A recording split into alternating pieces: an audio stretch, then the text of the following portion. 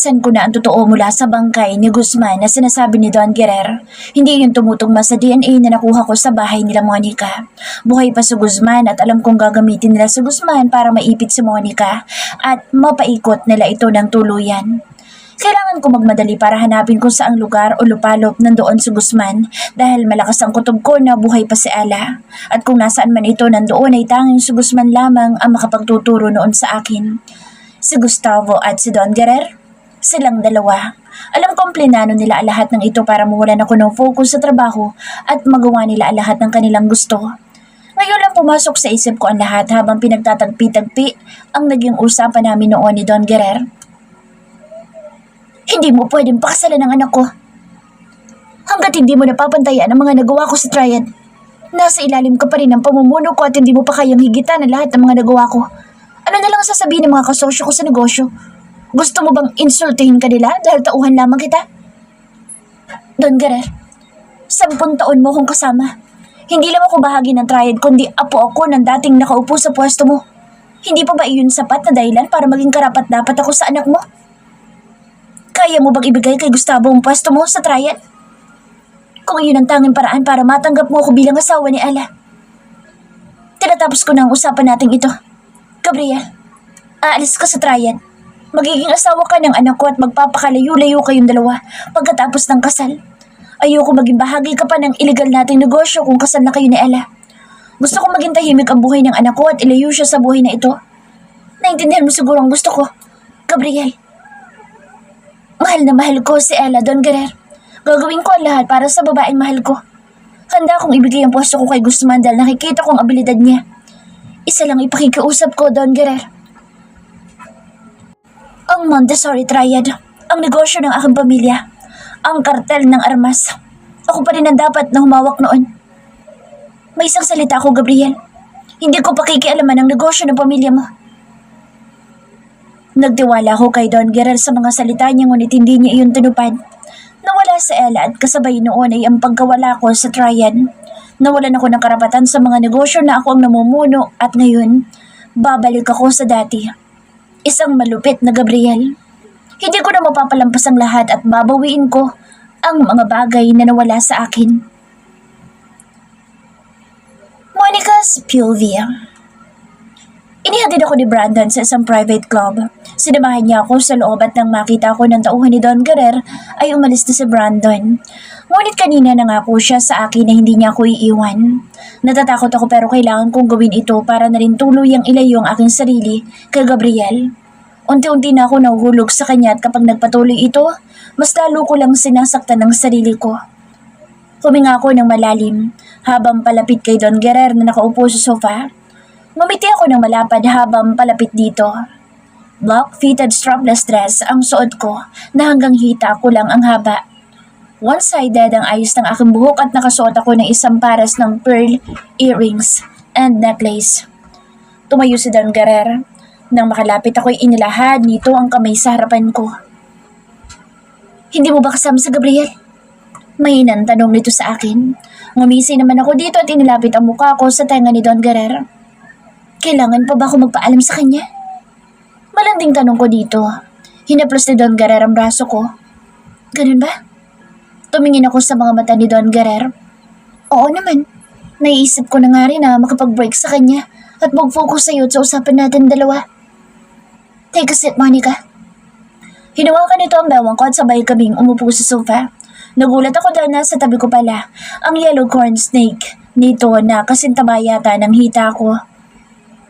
Manuel, dalhin mo na sa gold sa kanyang kulungan. Utos ni Don Guerrer sa isang lalaki na sa tabi nito. Sanay-san pa nito ang isa na lumapit at may ibinulong pa sa lalaki.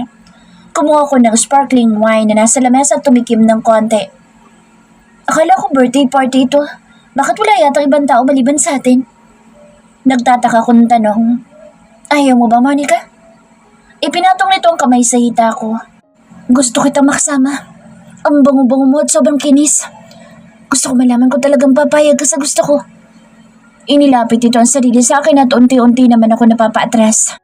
Hanggang sa wala na akong maatrasan kundi malalaglag ako sa sahig. Sobrang bilis ng tibok ng puso ko. Ang matandang ito na yata ang katapusan ko. Oh no, sa amoy lupang matandang ito lang pala mapupunta ang iniingatan ko. Ano bang gusto mo? Napalunok ako at iniiwas ang tingin dito. Hinawakan ni Don Guerrer ang baba ko at inilapit ang mukha nito sa leeg ko. Ikaw, Monica, kagabi pa akong nababaliw sa'yo. Alam mo bang gustong gusto na kitang angkinin sa panaginip ko? Hinaplos nito ang leg ko at ibinaba ang kamay patungo sa hita ko. Don Guerrer, masyado naman yatang mabilis ang gusto mo. Ayaw mo makita kung paano ako sumayaw? Kailangan kong makiisip ng paraan para matakasan ito, ngunit paano?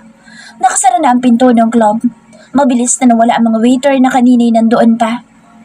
Sige, gusto kong panoorin ka habang sumasayaw at unti-unting inaalis ang mga saplot mo sa katawan. Paligayahin mo ako, Monica, para pagkatiwalaan kita sa lahat ng bagay. Nababaliw na sabi nito habang malagkit ang tingin sa katawan ko. Punong-puno ng pagnanasa ang mga mata nito habang nakatingin sa akin. Gabriel, nasan ka na ba? Gabriel's POV. Nakapasok ako sa loob ng El Soledad Mansion nang walang nakakapansin sa akin na bantay. Maingit ako nagtungo sa direksyon ng opisina ni Don Guerrer. Nagsuot ako ng itim na bonnet at gloves para wala akong maiwan na bakas sa loob ng mansyon. Inilapit ko ang VIP card sa tapat ng sensor para bumukas iyon at hindi nga ako nagkamali. Nagbukas iyon pagkaraan ng ilang segundo. Gotcha! Pipingusal ko matapos makapasok sa loob. Mabilis ako nagtungo sa lamesa nito at binuksan mga drawers. Walang lock ang mga iyon at wala din ang mga laman. Lahat ng cabinet ni Don Guerrer sa loob ng office nito ay walang laman. Napansin ko ang nakasabit na frame na nakatagilid. Kasunod noon nakarinig ako ng mga yapak na palapit kaya mas binilisan ko ang paggalaw sa loob ng office ni Don Guerrer. Sinipa ko ang pader at sinuntok iyon ng malakas. Damn it! Malakas na mura ko sa aking sarili. Hindi ko naisahan si Don Guerrer kundi ako ang naisahan niya. Mabilis ako lumabas ng office ni Don Guerrer. Sa may hallway ay narinig ko ang usapan ng dalawang lalaki. Ang sexy talaga ng bagong babae ngayon ni Big Boss Manuel. Hanap sa korban ng katawan. Sobrang puti pa. Nagmura pa ito matapos magsalita. Sigurado ako na pinapapak na ni Big Boss ang babaeng iyon. Halika na sa kasa. Kailangan ko magpalipas ng init ng katawan. Sabi naman ng isang lalaki. Inalis ko ang bonnet na suot ko at itinago iyon sa suit na suot ko. Sinundan ko ang dalawang lalaki patungo sa sasakyan sa labas ng mansyon. Ang mga tagapag-alaga ni Gold ang dalawang iyon. Sinipa ko si Manuel sa likuran at tinutukan naman ang baril sa Oliver sa likod nito. Sino ka bang? Nilingon ako ni Manuel at nanlaki ang mga mata nito nang makita ako. Boss Gabriel? Nasaan si Monica? Galit na galit kong tanong dito. Wala kaming alam dyan, Boss Gabriel. Nag-alaga lang kami kay Gold. Hindi ba dapat nasa Cebu kayo kasama ni Boss Gustavo? Gagawin kong grape ang tagiliran mo, Oliver, kung wala kang sasabihin sa akin ngayon. Galit na ani ko sa kanya. Nasaan si Monica? Pinanlakihan ko siya ng mga mata. Nasa Soledad Club. Bantay sarado ang labas noon at walang makapapasok. Hindi sila pwedeng istorbohin. Sununto ko ng malakas sa Oliver sa pisngi. Si Manuel naman ay hinataw ko ng baril sa batok at tuluyang nakatulog ang dalawa. Nagmadali ako sumakay sa motorsiklo ko at nagtungo sa Soledad Club na 50 kilometro ang layo sa mansyon. Iniwan ko ang earbuds ko pero wala ko naririnig mula roon. Wala ring update sa akin si Brandon. Halos paliparin ko na ang motorsiklong sinasakyan ko. Mabilis lang na nakarating sa kinaroroonan ni Monica. Kailangan niya ng tulong ko. Ano bang kagaguhan ang naisip ko? Sandali kong inihinto ang motorsiklo at tinawagan si Venom na nasa loob ngayon na mansyon. Maliban kay Brandon, may isa pa akong taga-balita sa loob ng El Soledad. Gumawa ka ng gulo, Venom. Kahit na ano. Kailangan ko mapauwi ngayon sa Don Guerrer. Areglado, boss. Muli ako sumakay ng motorsiklo at pinaharurot iyon. Mabilis lang na makarating sa kinaroroonan ni Monica. Monica's POV. Sinalinan ko ang baso ni Don Guerrer. Nakaupo ako sa kandungan niya at nilibang siya ng kung ano-anong bagay. Kailangan ko mapahabang usapan namin dalawa. Nahubad ko na, suot ko mga alahas, pati na rin ang sandals na suot ko. Tanging undress na lang ang hindi ko pa nahuhubad sa harapan nito. Gumapang muli ang kamay nito sa likod ko. Gusto ko malaman kung bakit ayaw mo kay Gabriel. Don Garer, akala ko ba iparang mo na siyang anak? Tumawa ito ng malakas. Monica, kailangan ko maging mabait sa isang kaaway. Doon pa may ayoko na sambog na iyon. Masyado siyang pakaalamero sa mga negosyong ipinapasok ko. Sumabay lang ako sa pagtawa ni Don Garer. Ganoon ba? Kung sa bagay, hambog nga siya. Sinabi nga niya na kaya kanyang pabagsakin at ang tanging paraan para mangyari iyon ay ang mawala ka sa landas niya. Nagsalubong ang mga kilay nito sa sinabi ko. Sumobra yata ang kasinungalingan ko. Ang walang hiyang iyon. Relax, sweetheart. Ayokong tumaas ang blood pressure mo na dahil lang sa lalaking iyon. Hindi ba nga tayo nagsisimula? Pinisil ko ang kamay nito na nasa ibabaw na naman ang hita ko. Uminom ito ng alak at hindi na makapag-focus sa akin. Makipagtulungan ka sa akin, Monica. Kailangan natin pabagsakin ang tuluyan ng Gabriel na iyon. Ang gusto ko, mawala siya ngayon sa landas ko. Namin ni Ella. Natigilan ako sa pagbangkit nito sa pangalan ng anak nito. Hindi ba't patay na si Ella? Muli itong uminom ng alak. Sweetheart, ano ba talaga nangyari sa... Bumukas ang pinto at pumasok ang isang lalaki. Lumapit ito kay Don Garer at base sa reaksyon ng mukha ng matanda, may hindi magandang balita itong nalaman. Pinatayo niya ako at kinuha nito ang baston. Sa ibang araw na lang natin ituloy ito, Monica. Ipapahatid na kita at tandaan mo. Walang dapat makaalam sa mga usapan natin dalawa. Ayoko maging kalaban ng babaeng gusto ko. Hinagkan nito ang kamay ko bago niya ako iwan. Nang makaalis ito'y para akong nabunutan ng tinik sa lalamunan. Binagsak ko ang sarili sa sofa at hindi ko na malaya na pumapatak na ang luha sa aking mga mata. Ilang minuto pa nagdaan at may mga yapak akong naririnig na patungo sa kinaupan ko. Pinahid ko ang luha sa aking mga mata at sinuot ang sandals na hinubad ko kanina. Ihatid mo na ba akong pauwi? Tanong ko sa taong nasa likuran ko. Hindi ito sumagot sa tanong ko. Si Brandon marahil ang nasa likod ko at naawa ito sa akin dahil sa nangyayari. Huminga ako ng malalim at sinandal ang sarili ko sa sofa. Ininom ko ang alak na iniwan ni Don Garer. Pwede mo ba akong samahan kahit sandali lang? Wala ka naman sigurong gagawing masama sa akin, Brandon. Hindi pa rin ito umimik. Ilang sandali pa ay tuluyan na akong umiyak.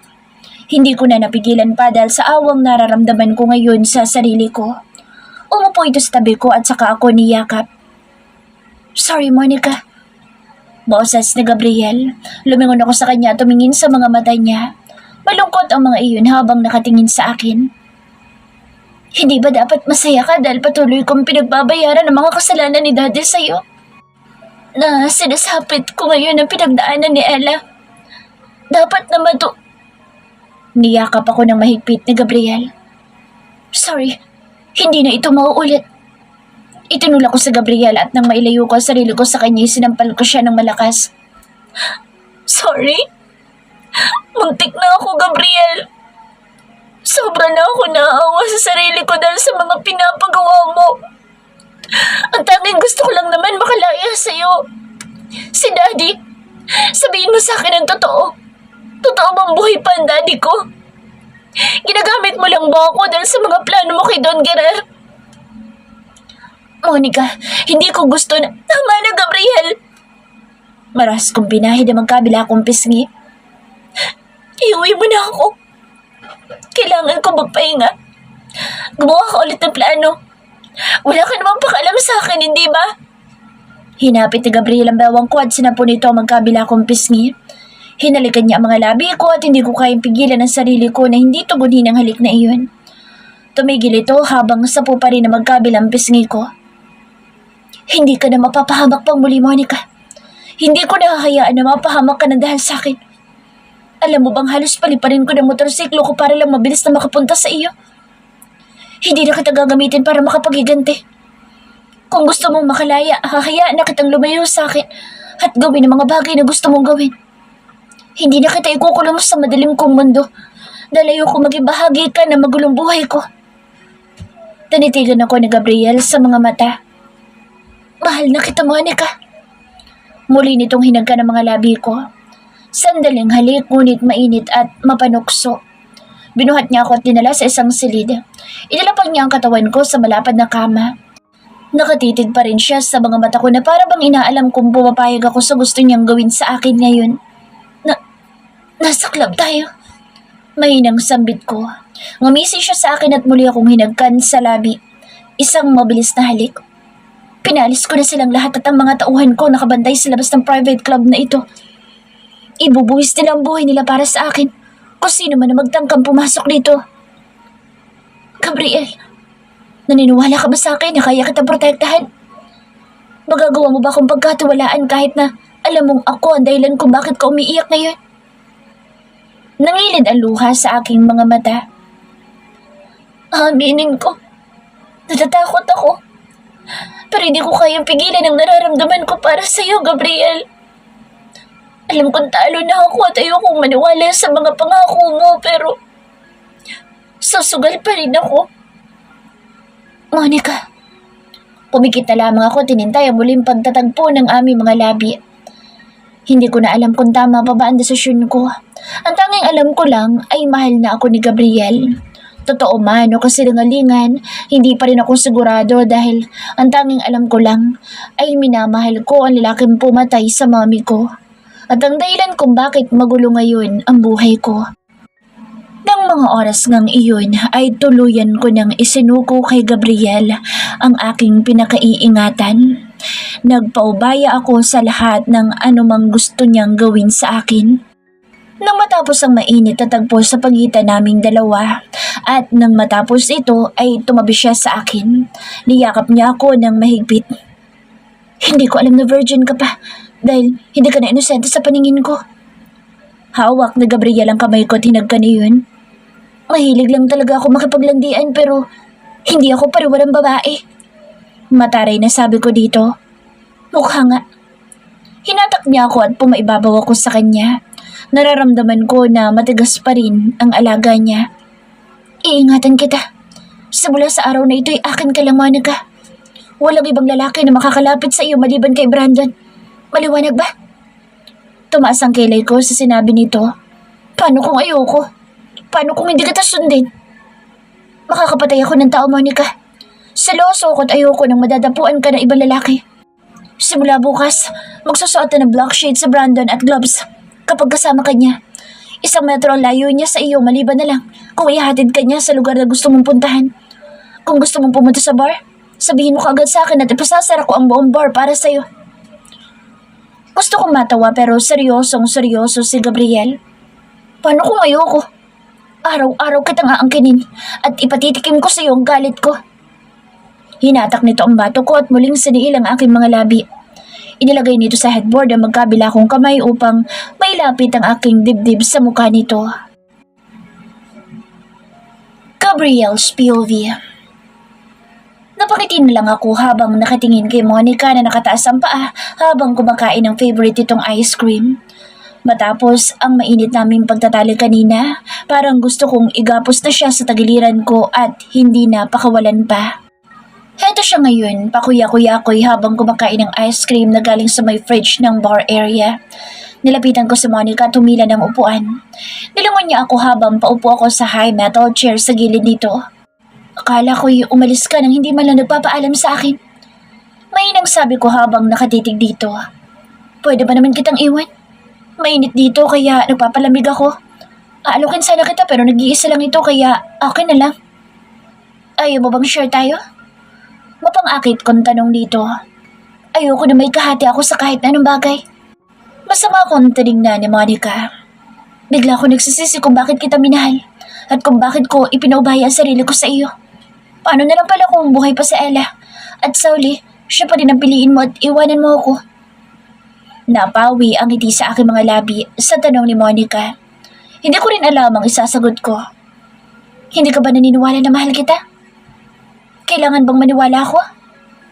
Seryosong tumingin sa mga mata ko sa Monica. Nababasa ko ang mga mata niya. Malungkot ang mga iyon. Hinawakan ko ang kamay ni Monica at dinala sa puso ko. Sa ngayon, ayoko na munang pag-usapan ang tungkol kay Ella. Ang gusto kong pag-usapan natin ay ang tungkol sa atin. Seryoso ako sa iyo, Monica. Huwag mong alisin iyon sa isip mo at hindi kita inangkinan dahil lang sa tawag na laman.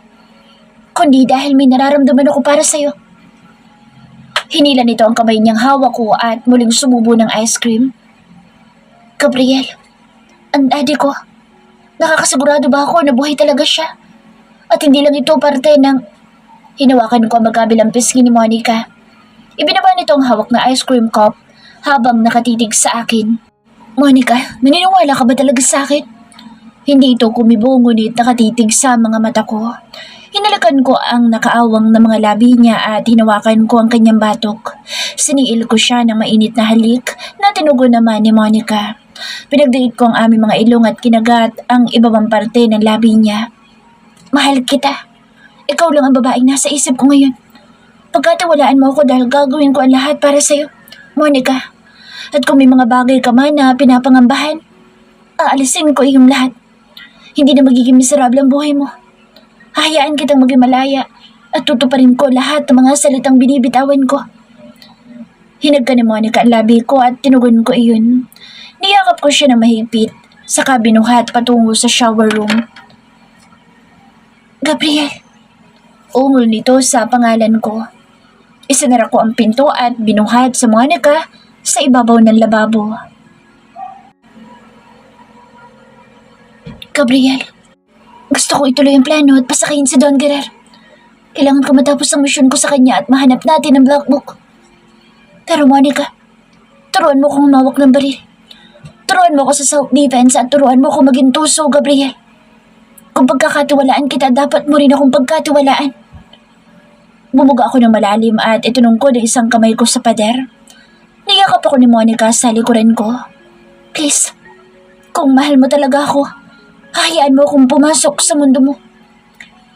Hinawakan ko na mahigpit ang kamay ni Monica na nakayakap sa bewang ko. Sige, sa isang kondisyon. Kahit na ano, basta pumayag ka lang.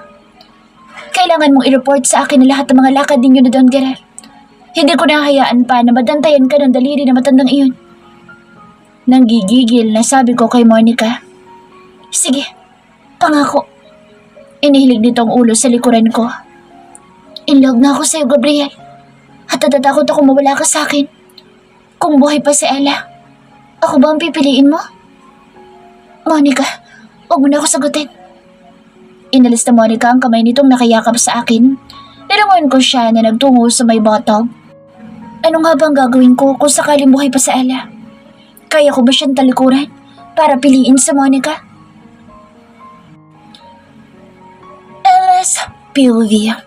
Daddy, alam ko kung ano talaga trabaho ninyo ni Gabriel.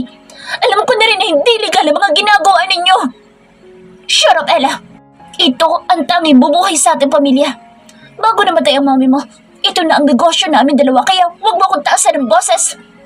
Ibinagsak ko ang slim bag na hawak ko sa couch at humarap kay Papa. Galit na galit kayo kay Gabriel dahil palagi siyang pumapalpak. Ilang beses na siyang nahuhuli ng mga polis dahil na rin sa inyo, Daddy. Ano ba talagang gusto niyo? Ang ipahamag sa Gabriel dahil natatakot kayo na baka kapag ikinasal kaming dalawa o wala lahat ng mga bagay na iniingatan niyo? Hinarap ako ni Daddy at sinampal ng malakas ang pisngi ko. Wala kang utang na loob. Totoo naman, hindi ba? Natatakot kayo kay Gabriel dahil mas matalino siya kaysa kay Gustavo. Ella, tumigil ka na sa kaibangan mo sa lalaking iyon. Hindi kayo nababagay ni Gabriel sa isa't isa. Isa lamang siyang lamok na umaasang makakasipsip ng dugo. At siya ang lamok na mapaminsala. Naiinis na sabi ko bago tuluyang talikuran si Daddy. Kinuha ko ang slim bag ko at umakyat sa hagdanan patungo sa aking kwarto. 10 taon na mula noong mamatay si Mommy dahil sa brain tumor nito. At mula nooy naging mainitin na ang ulo ni Daddy. Gusto niya na palagi ako nakakulong dito sa loob ng bahay. Kapag may mga family gatherings, palagi niya akong pinapabantayan sa mga bodyguards. Gumraduate ako ng college na si Edgar ang kasama ko, ang family driver namin. Kaya nung nakilala ko si Gabriel, pakiramdam ko'y naging malaya na ako. Pumayag akong sumama sa kanya sa Villa Montessori at pumayag din ako na makipag-live-in sa kanya na 1 buwan. At nang malaman ni Daddy ang relasyon namin ni Gabriel, hindi na niya ako halos palabasin ng bahay. Hanggang sa isang araw, nagulat na lamang ako na pumayag na siyang kunin ang wedding gown ko kasama si Guzman. Akala ko yung simula na yun ang masayang buhay ko bilang asawa ng taong mahal ko pero hindi pala. At sa mga oras na ito, impyerno na ang buhay ko. Sa bawat araw na dumaraan, pakiramdam ko hindi ko na gustong mabuhay pa. Sa loob ng kwartong ito at sa apat na sulok na tanging isang kama at toilet lang ang mayroon. Hindi ko alam kung ilang buwan na akong nandito sa loob ng kulungan na ito. At paulit-ulit na pinagsasamantalahan ng taong itinuturing kong ama. Si Daddy. Siya ang may pakana ng lahat ng ito. Pakana lamang niya ang kasal namin ni Gabriel, ngunit ang totoo, balak niya akong ilayo para masolo. Isang nakakapangilabot na katotohanan na ang itinuring kong ama ay matagal nang may pagnanasa sa akin. Kaya pala niya ako inilayo kay Gabriel. Kaya pala nagagalit siya sa tuwing may nagpapakilalang lalaki sa akin. At kaya pala namatay si Manong Edgar dahil sa pagsiselos niya. Nangilid ang luha sa aking mga mata. Si Guzman, hindi ko na alam kung saan siya dinala ng demonyong iyon. At si Gabriel, hindi ko na alam kung nasaan siya ngayon. Isa lamang ang pinanghahawakan ko, ang malaman na ligtas siya at nanatiling buhay. Ginagawa ko lahat ng iniuutos ni Don Guerrer dahil natatakot ako na baka isang araw, ulo na ni Gabriel ang makita kong isinasabit ni Don Guerrer sa bintana ng kulungan na ito. Nakatingin ako sa orasan na parang sa akin ay mabilis ang ikot. 3:00 na ng hapon, ang oras na dinadalaw ko ni Don Guerrer. At habang umiikot ang kamay ng orasan, gusto ko nalang mawala sa mundo. Wala akong makitang pag-asa na makakatakas ako dito. Bumukas ang pinto na tanging si Don Guerrer lang ang nakakabukas. Lumapit siya sa akin at hinablot ang aking buhok. Pinatalikod niya ako sa may pintuan at saka ikiniskis ang kanya sa aking duster. Inamoy niya ang bato ko at marahas na hinawakan na magkabila kong dibdib. Nandidiri ako habang hinahawakan ako ni Don Guerrer. Oh, Ella, bawat minuto gusto kong makita ka. Kaso hindi pwede dahil may inaasikaso ko importanteng bagay. Wala akong suot ng undies. Tanging duster lang ang mga damit na ipinapasuot niya sa akin. Ilang beses na niya akong hinalay at wala akong ginawa kundi sumunod sa mga inuutos niya para mabuhay sa Gabriel. Pakiusap, Don Guerrer. Huwag ngayon, masama ang pakiramdam ko. Kanina pa akong sabik na sabik sa'yo. Kung hindi lang nakialam ang Gabriel na iyon sa plano ko para kay Monica, sana'y siya ang kapiling ko ngayong gabi. Natigilan ako sa sinabi nito. Sino si Monica? Nakalimutan kong sabihin na ipinagpalit ka na niya. May bago na siya ngayon at si Monica. Isang dalaga at batang-bata. Sinabi ko naman sa'yo na wala kang mapapala sa Gabriel na iyon. Pero matigas ang ulo mo. Hindi ka nakinig sa akin at nagpadala ka pa rin sa bugso ng damdamin mo. Sayang lang ang pagpapalaki ko sa'yo. Dahil katulad ka ng mami mo. Wala ka rin palang utak. Ikaw ang walang utak, Don Guerrer. Dahil pababagsakin ka ni Gabriel, tandaan mo yan. Excited ako makita na ang stepfather ko'y luluhod sa aking harapan kapag nalaman niya kung sino ka talaga at anong klaseng demonyo ka. Hinatak niya akong patungo sa kama at sa kanya marahas na pinunit ang damit ko. Malakas si Don Guerrer dahil sa mga steroids na itinutusok nito sa katawan. Nagpapanggap lamang itong mahina. Tama na! Umiiyak na pakiusap ko. Gustong gusto ko kapag nalalaban ka, Ella. Mas ginaganahan ako na sipingan ka. Huwag ka na malikot at hiyahan mo kung paligayahin kita. Habang iniisip mo ang kaligtasan ni Gabriel, nandoon naman siya at masaya sa kandungan ni Monica. Sige na, lulukin mo na ito para hindi na si Gabriel ang pagbalingan ko ng galit ko. May kinuha itong tableta at dinala sa bibig ko. Mabilis lamang na umepekto ang drugs na iyon sa akin. Nawawalan ako ng lakas para labanan si Don Guerrer. Naging sunod-sunuran ako sa mga gusto niya ipagawa sa akin. Hinayaan kong babuyin niya ang katawan ko. Paulit-ulit na niya akong inaangkin sa mga nakalipas na buwan. Ilang ulit kong tinatawag ang pangalan ni Gabriel ngunit hindi pa rin niya ako mahanap. Gusto kong tapusin na ang buhay ko ngunit naniniwala pa rin ako na hindi nakakalimutan ni Gabriel ang ipinangako niya sa akin. Maghihintay pa rin ako at hindi ako naniniwala sa mga kasinungalingan ni Don Guerrer tungkol sa bagong babae ni Gabriel. Alam ko, mahal ako ni Gabriel at ililigtas niya ako sa impyernong ito. Sa kamay ni Don Guerrer, ang demonyong stepfather ko.